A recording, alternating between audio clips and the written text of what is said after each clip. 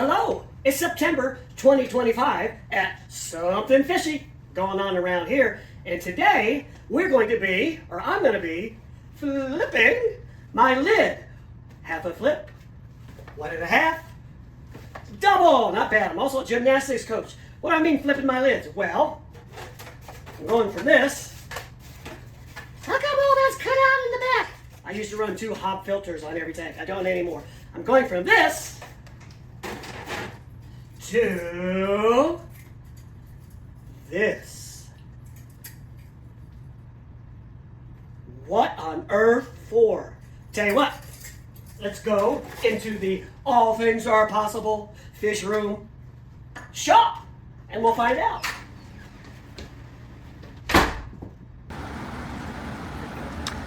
This is kind of a mess. I think it's time to replace this top.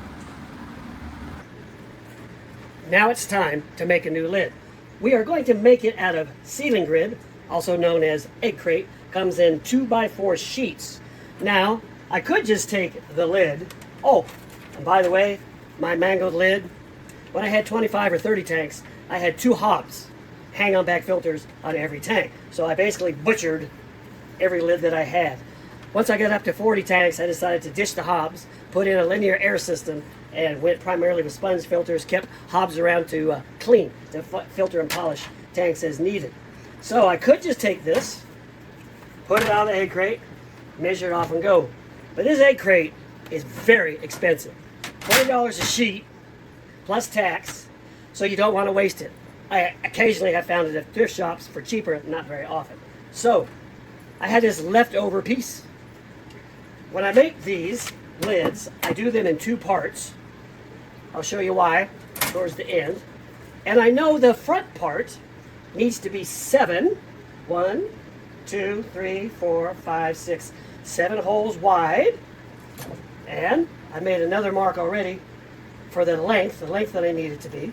I will note, you don't exactly always cut them right on a square. Sometimes you need a little bit of overhang so that it fits correctly. So if I need overhang, I make my mark overhang. That lets me know. I've seen all different kinds of ways online to cut this. What works best for me, side cutters, flat cutters, plastic flat cutters. I'll show you the purpose. So I know where I need to cut. Okay, need to cut here. So away we go. I get these side cutters as close as I can. They won't get it entirely. And I just start snipping. Snip. Snip. I get to here. It's time to go across.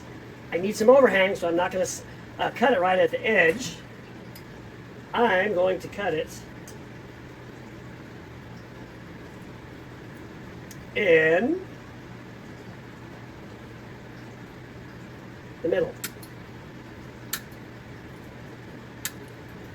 And leave that little bit of overhang.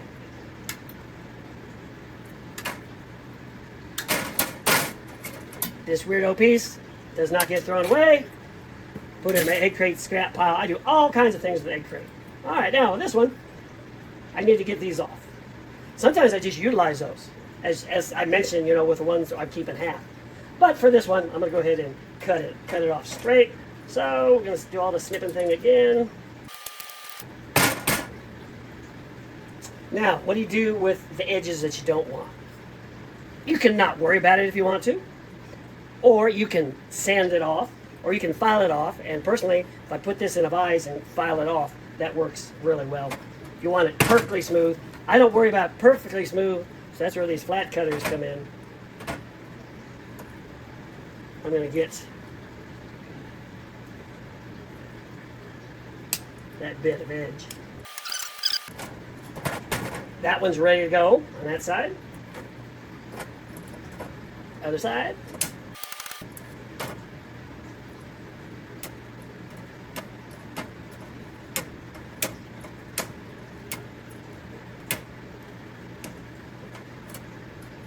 This edge that I left, because I need a little bit to make this fit crosswise just like it should. When I go to fit it later, I may have to go back and trim a little bit more of that off. We'll save that for later. Okay, that's the easy half.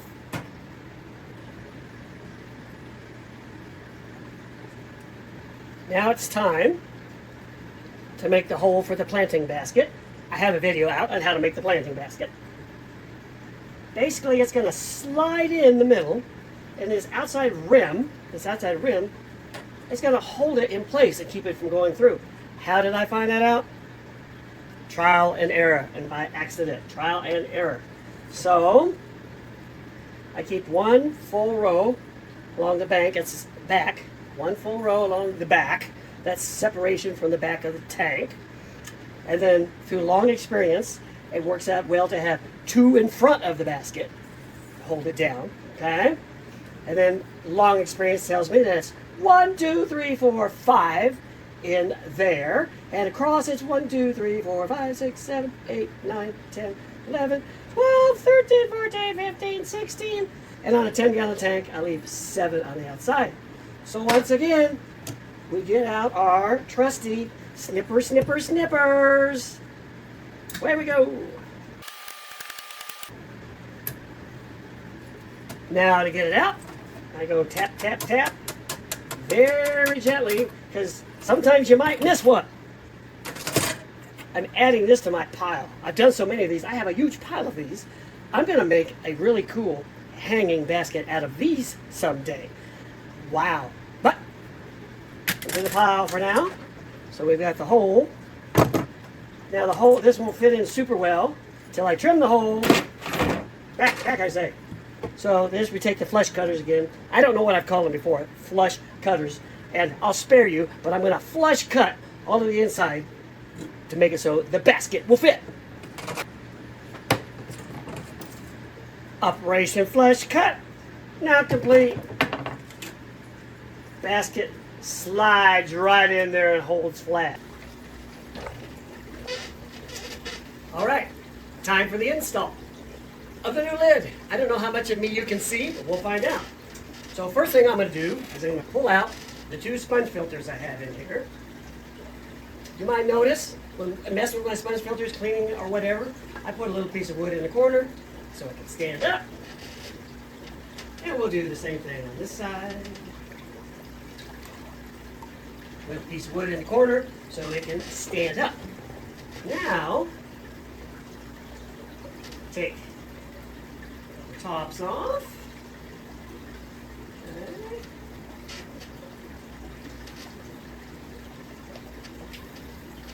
Disconnect the hoses.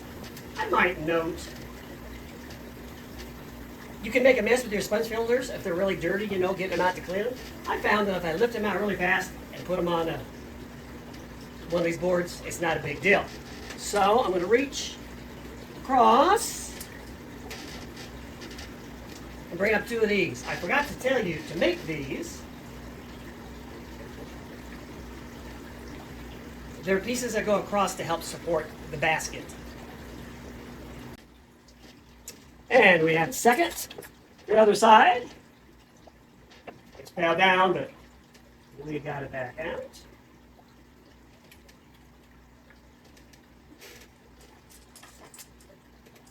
Now we're going to go ahead and get the part ready with the basket.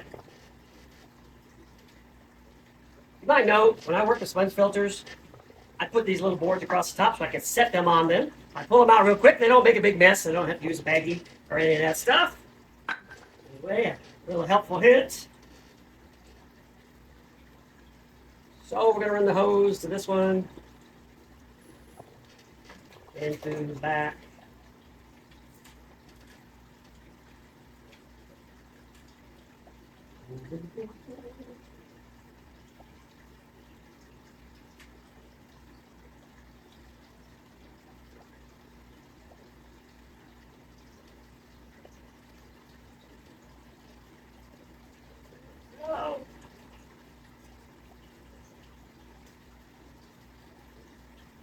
Here's sponge filter number 1.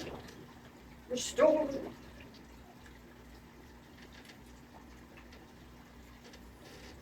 Same thing on the other side. Oops. I dropped the tube.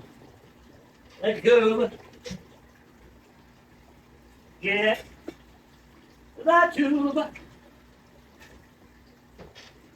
Got tube.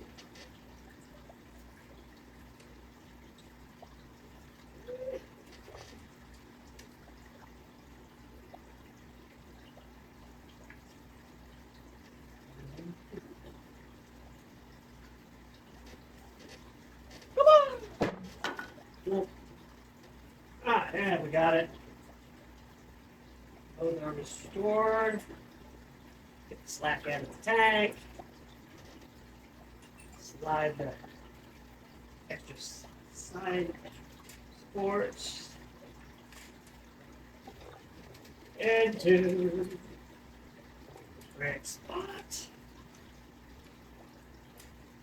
Tubing away. Always kind of fun things that are usually really easy. You get on camera, you're making a video. I get a little bit harder. Okay, now we have our basket, lava rock, 1-inch PVC, guides for 4 plants. Show you how to make that in a prior video. Slips right in the hole. Okay. This is one that had already been in there. Notice how long those roots are? So we'll stuff the roots.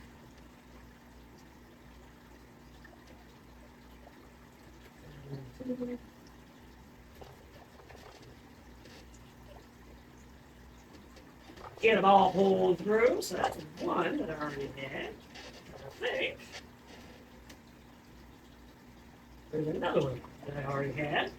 That fell overboard. Up here it is. There it is. Here's another. That actually should have went in first, but that's okay.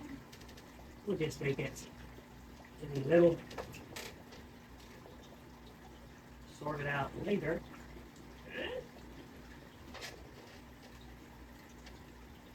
Well, be careful, Bruce, but you'd be amazed at how strong they are to put in.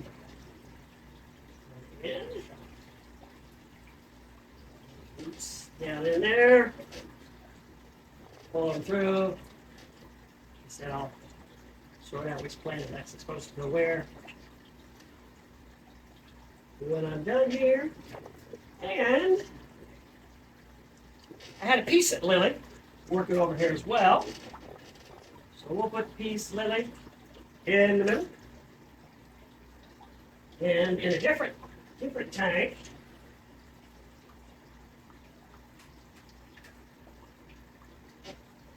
I had a Swiss cheese Montana Stera working, Stera, so I'll put it right in here as well. Oh, careful. Okay, so we have a piece Lily. That one final piece. Can you remember what it was? The front. And as mentioned before, with the front, very easy to take on. Do whatever maintenance I need to do. And put it back. There we go. There we have it. Top on straight. Plants are working. Thanks for watching. And as always, I hope something fishy is going on around your fish room too.